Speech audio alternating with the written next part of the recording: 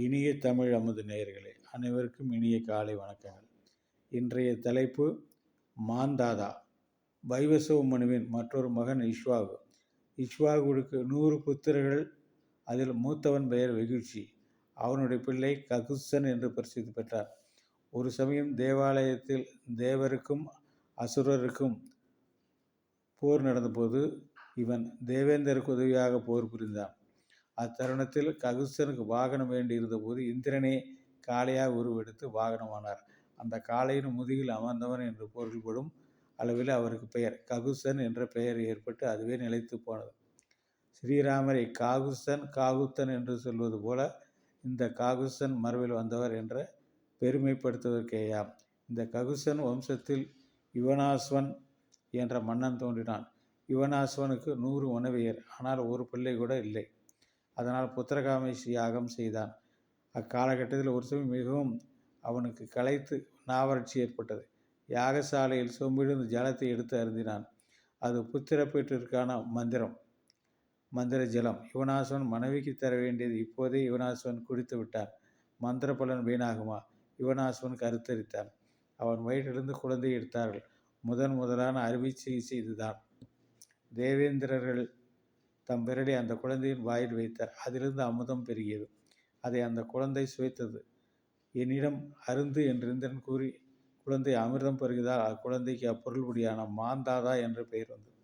மாந்தாதா வளர்ந்து பேரரசாக பூமி முழுவதையும் ஆண்டான். மாந்தாவுக்கு 3 மகன்களும் 50 மகள்களும் இருந்தனர். அக்காலகட்டத்தில் சௌபரி என்ற ஒரு தவ முனிவர் இருந்தார். இவர் இணைந்து விளையாடும் 2 மீன்களைக் கண்டு மனம் தடுமாறி இல்லறத்தில் ஈடுபட மனம் கொண்டார்.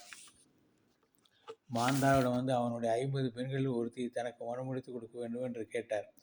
அக்கிழட்டு முனிவருக்கு தம் பெண்களை கொடுக்க மாந்தாதாவுக்கு சிறிதும் விருப்பமில்லை.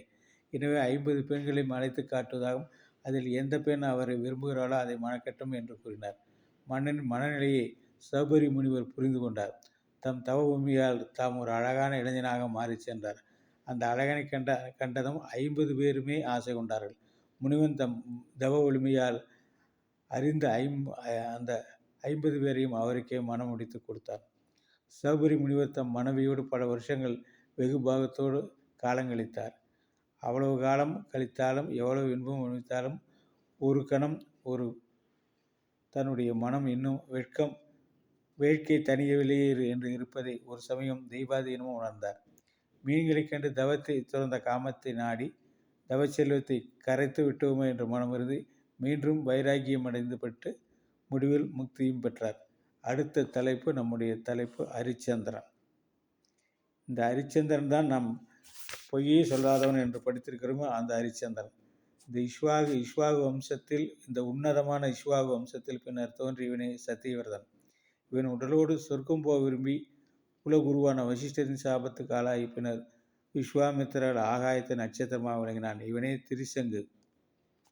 இவன் மகன் அரிச்சந்திரன். புத்திர பேற்றுக்காக வர்ணனை பிரார்த்தித்து புத்திரன் பிறந்தால் அவனையே நர பகவான் வர்ணனுக்கு அழித்து விடுவதாக வேண்டிக் கொண்டான். புத்திரனும் பிறந்தான். அவன் பெயர் ரோகிதன்.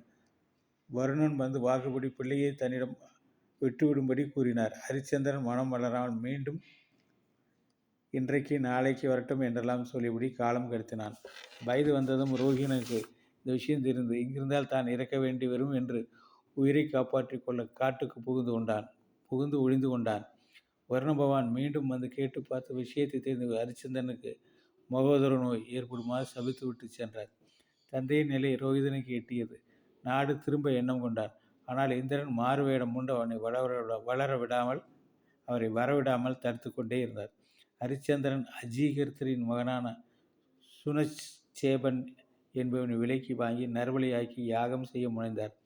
விஸ்வாமித்திரர் சுனேஸ்பவனிடம் இரக்கம் கொண்டு வர்ண மந்திரங்களை சொல்லிக் கொடுத்தார். அவனும் அந்த மந்திரங்களால் வர்ண பகவானை துதிக்க வர்ணரும் மகிழ்ந்து அவனை விடுவித்தார். தேவேந்திரன் சந்தோஷமடைந்து ஹரிச்சந்திரனுக்கு ஒரு தங்கத்தேரை எழுத ஹரிச்சந்திரன் பின் நாளில் ஞானம் பெற்று முக்தி அடைந்தார். நாளைக்கு பகீரதனை பார்ப்போமா? நன்றி, வணக்கம்.